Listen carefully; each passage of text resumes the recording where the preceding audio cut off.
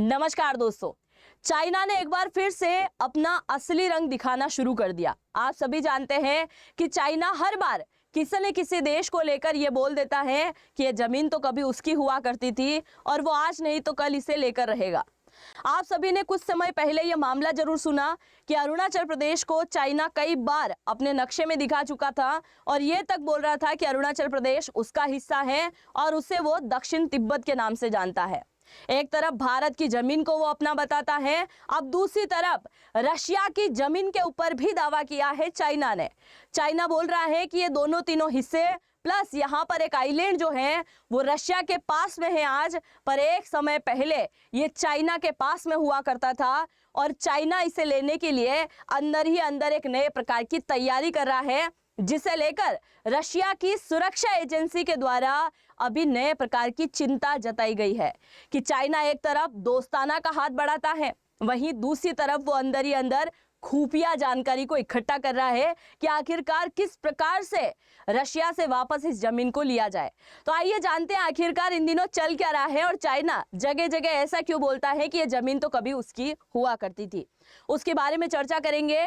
शुरुआत करते हैं आज की इस वीडियो की। मेरा नाम है अंजलि और मैं आप सभी का स्वागत करती हूँ एग्जाम नारी के यूट्यूब प्लेटफॉर्म पर।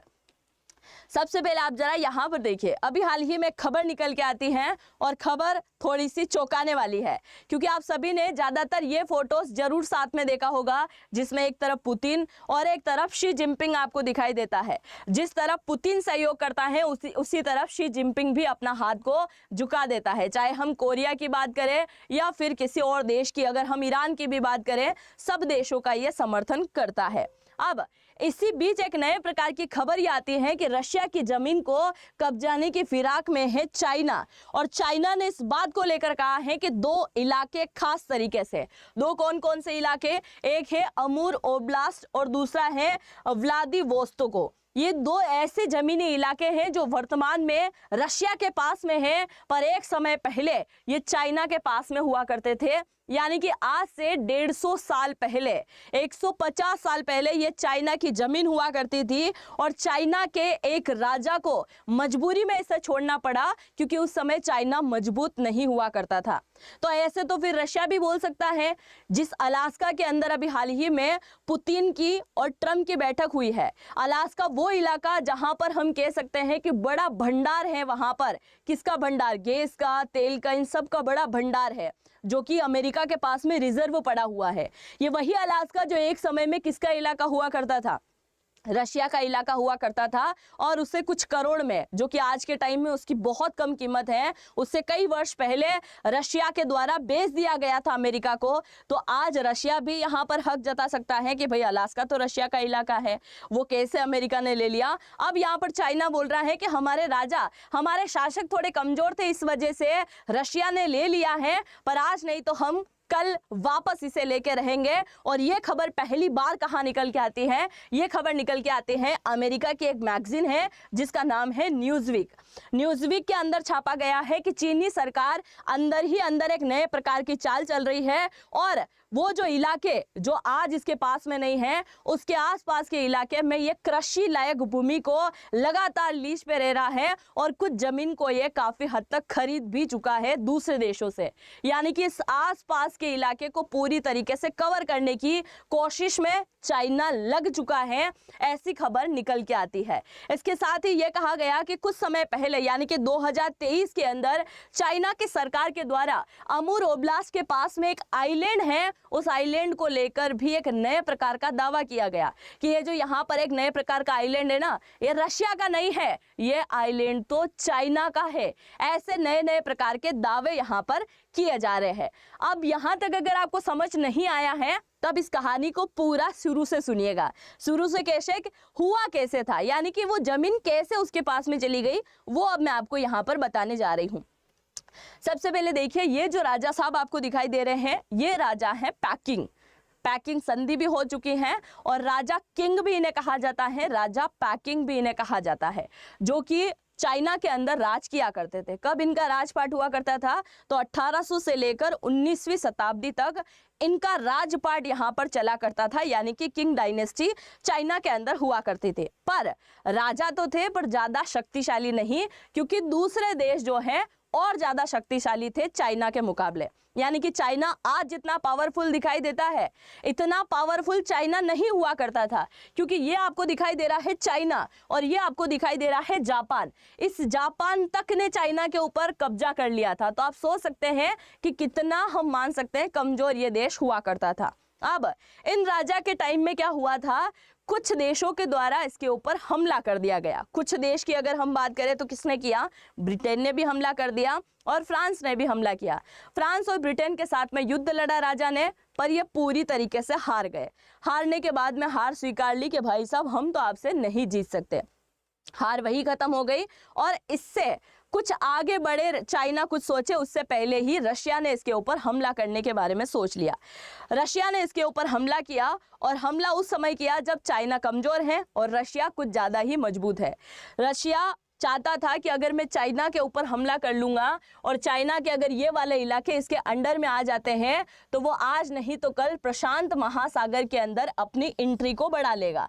यानी कि प्रशांत महासागर में एंट्री करने की वजह से इस दो इलाके के ऊपर इसको कब्जा करना पड़ेगा। और इसी वजह से रशिया ने जैसे हमला किया, पहले हमले में उसने क्या छीन लिया? अमूर ओब्लास्ट छीन लिया। जिसी अमूर ओब्लास्ट के अंदर एक आइलैंड हुआ करता था, वो आइलैंड भी छीन लिया। अमूर ओब्लास्ट, अमूर के नाम से चाइना के अंदर एक प्रसिद्ध नदी है और अमूर के आसपास का जो बड़ा इलाका है, नदी के आसपास का इलाका है, वो भी किसने ले लिया? रशिया ने अपने अंडर में ले लिया। उसके बाद में 1858 में एगुन संधि के दौरान ये वाला इलाका चला गया, यानी कि अमूर ओब्लास्ट का इलाका चला गया। कुछ समय निकला, उसके बाद 1860 में चाइना के ऊपर एक और देश के द्वारा हमला किया गया जो कि पश्चिमी देश हुआ करता था और उसके द्वारा हमला किया गया।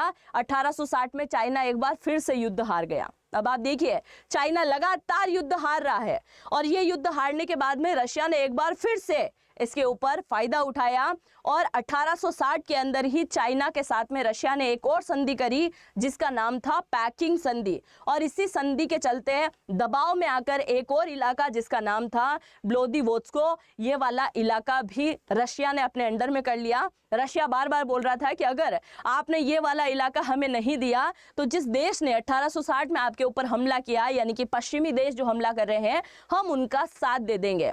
और इसी वजह से राजा पैकिंग यानी कि राजा किंग जो हैं बुरी तरीके से मात खाते चले जा रहे थे और अलग अलग देश उनके देश के कई सारे हिस्सों के ऊपर अपना राजपाट जमाते आ रहे थे। तो आप देख सकते हैं कि राजा की कमजोरी की वजह से और रशिया पावरफुल था उस समय, इस वजह से रशिया ने उन इलाके पर कब्जा कर लिया और अंततः एक संधि करके वो इलाका किसे सौंप दिया गया? रशिया को सौंप दिया गया। आज इसी इलाके को वापस लेने के लिए कहीं ना कहीं चाइना तैयारी कर रहा है। अब ये तैयारी कैसे कर रहा है?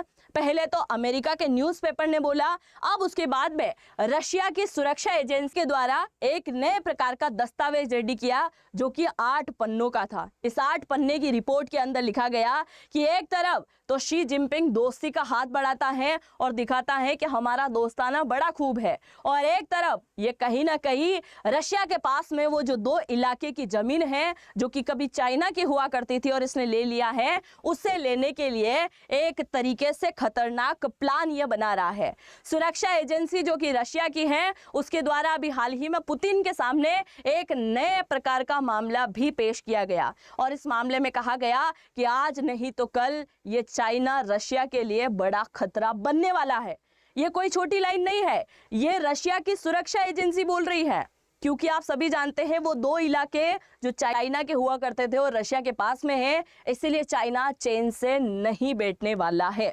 अब आप देखिए, अब इसी बात को लेकर एक और पॉइंट मैं आपको बता दूं, क्योंकि कई सारे लोगों के दिमाग में सवाल भी आ रहा होगा कि यार हमने शी जिनपिंग और पुतिन को तो कभी लड़ाते हुए देखा ही नहीं है, हमेशा इन दोनों को देखा है कि इनकी दोस्ती बड़ा पिक पॉइंट पर है, कहीं ना कहीं हम ये मान सकते हैं अच्छी दोस्ती है इन दोनों के बीच में, इसीलिए हम नहीं मानते हैं कि कभी भी इनके बीच में लड़ाई हुई होगी। तो आपको मैं यहाँ पर बता दूं, एक आइलैंड था जिसे लेकर भी चाइना और रशिया आपस में लड़ा चुके हैं और ये लड़ाई हुई थी 1960 में। इस लड़ाई के टाइम में एक इतना बड़ा तनाव बढ़ा था कि दोनों देश के सैनिक आपस में भिड़ा गए थे, बहुत ज़्यादा तनाव बढ़ा, गोलीबारी तक हुई और दोनों देशों के कई सारे सैनिक तक यहाँ मारे गए और अंततः 2000 के आते आते एक नए प्रकार का समझौता किया गया और इस समझौते के तहत आइलैंड को 50-50% दोनों देशों ने बांट लिया। उसके बाद इनकी लड़ाई झगड़े की वजह ही खत्म हो गई, क्योंकि चाइना और रशिया की बॉर्डर तकरीबन 4200 किलोमीटर के आसपास साझा होती है और आप जानते हैं अगर किसी देश के साथ में इतनी लंबी सीमा साझा होती है तो उन दोनों देशों के बीच में तनाव तो कहीं ना कहीं हो ही सकता है। अब इसी बात को लेते हुए 2023 के अंदर की मैं आपको यहाँ पर बात बता देती हूँ। अब आप बोलोगे कि चाइना ने तो अभी तक कोई आधिकारिक बयान ही नहीं दिया है कि हाँ हमने रशिया में ये जो ज़मीन है इसे लेकर हमने दावा कर दिया कि ये ज़मीन हमारी थी और हम लेने की तैयारी कर रहे हैं। तो मैं आपको बता दूं चाइना अंदर ही अंदर चल रहा है, उसके सबूत मैं आपको यहाँ पर देने वाली हूँ, क्योंकि चाइना कहीं ना कहीं छोटे बच्चों का ब्रेन वॉश तक कर चुका है इस मामले को लेकर कि वो ज़मीन अपनी है, हमको लेना है। आप सभी जानते हैं कि आज भारत के अंदर भी ऐसी कई सारी ज़मीनें जो आज भारत के पास नहीं है, उसे लेकर भारत के हर एक बच्चे के मुंह पर ये नाम है कि आज नहीं तो कल वो जमीन हमें लेना है और वो वाकई में भारत की है, हमने किसी देश को दान नहीं करी है, वो तो हमें लेना ही है। पर अब यहाँ पर देखिए चाइना एक नए प्रकार की रणनीति को खेलते हुए 2023 के अंदर एक नए प्रकार का मैप जारी करता है। उस मैप में सबसे पहले ये क्या करता है, दक्षिण चीन सागर के इलाके को अपना बता देता है 9 डैश लाइन को 90%, जिसमें 8-10 देश जुड़े हुए हैं और उन सब देशों को इसने हटा दिया कि समुद्री सीमा तुम्हारी कुछ नहीं है, तुम्हारा केवल देश है, बाकी समुद्री इलाका केवल चाइना का है। दूसरी अगर हम बात करें तो अरुणाचल प्रदेश को इसने अपने मैप में शो किया और अरुणाचल प्रदेश के 22 जगहों का नाम इसने चेंज कर दिया था। 2023 की बात कर रही हूँ और 2023 के अंदर ही उन 2 इलाके को जो रशिया का हुआ करता था उससे नाम बदलकर अपने मैप में जारी कर दिया था। तो कैसा दोस्ताना है फिर चाइना और रशिया का। अब आप देखिए सवाल ये आ रहा है कि चाइना की सरकार अब तक खुल के नहीं बोल रही है, वो तो नहीं बोल रही है पर देश जरूर से खुल के बोल रहा है।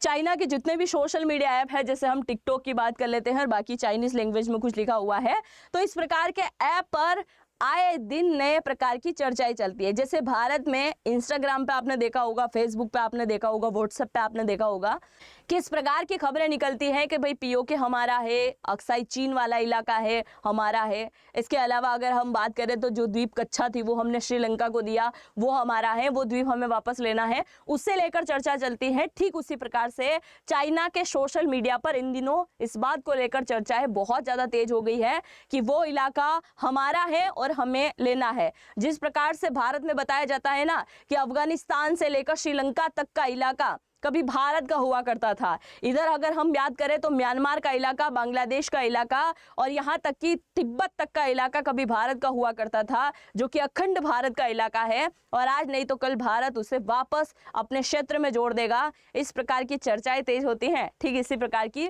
चर्चा यहाँ पर हो रही है। सोशल मीडिया पर तो बातें होती हैं पर यहाँ पर चाइना में डिबेट तक होती है इस बात को लेकर कि ये वाला इलाका उसका है। अब चाइना की सरकार खुल के इसलिए नहीं बोल रही है क्योंकि चाइना की सरकार के पास में अंतर्राष्ट्रीय समर्थन अभी तक प्राप्त नहीं हुआ है इन बातों को लेकर। आगे बढ़ने से पहले अगर आप मुझे इंस्टा फॉलो करना चाहें तो यहाँ से फॉलो कर सकते हैं।